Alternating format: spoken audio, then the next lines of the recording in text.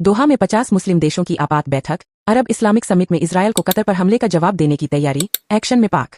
Israel की ओर से Qatar पर किए गए हवाई हमले ने मुस्लिम वर्ल्ड में बेचैनी और गुस्से को बहा दिया है। इस हमले के एक हफ्ते से भी कम समय में दुनिया भर के इस्लामी देशों के नेता कतर में जुट रहे हैं। दोहा। इजरायल के कतर पर हमले के बाद खाड़ी में बने तनावपूर्ण माहौल के बीच मुस्लिम देशों की बैठक हो रही है। कतर की राजधानी दोहा में सोमवार को अरब और इस्लामी देशों के 50 से ज्यादा नेता जुट रहे हैं।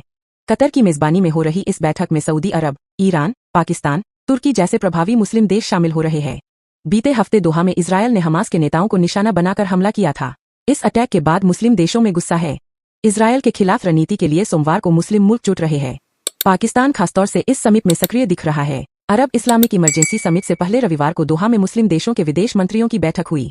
इसमें सोमवार की अरब लीग और इस्लामिक सहयोग संगठन की बैठक पर चर्चा की गई। कतर के विदेश मंत्रालय के प्रवक्ता ने बताया है कि सोमवार की शिखर बैठक में कतर पर इजरायली हमले के जवाब पर चर्चा की जाएगी। इस दौरान कई अहम प्रस्ताव पास किए जा सकते हैं।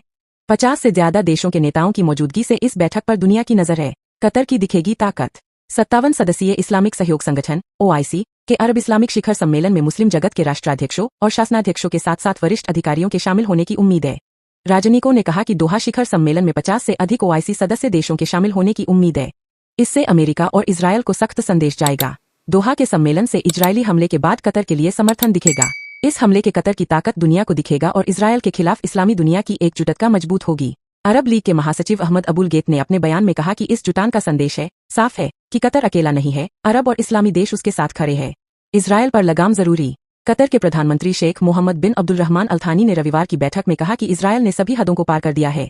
ऐसे में अंतर्राष्ट्रीय समुदाय से दोहरे मापदंड अपनाना बंद करते हुए इजरायल को दंडित करना होगा। उन्होंने कहा कि इजरायल पर लगाम लगाया जाना जरूरी है, क्योंकि वह किसी अंतर्राष्ट्रीय नियम की परवाह नहीं कर रहा है। पाकिस्तान के विदेश मंत्री ने रविवार को दोहा में हुई मंत्रिस्तरीय बैठक में 7 सूत्रीय प्रस्ताव पेश किए। पाकिस्तानी डिप्टी PM और विदेश मंत्री इशाक डार ने कतर पर इजरायली हवाई हमलों के जवाब में ठोस उपायों का आग्रह किया है। डार ने कहा कि इजरायल को संयुक्त राष्ट्र से निकाला जाए और उसके खिलाफ इस्लामी देशों की टास्क फोर्स बनाई जाए।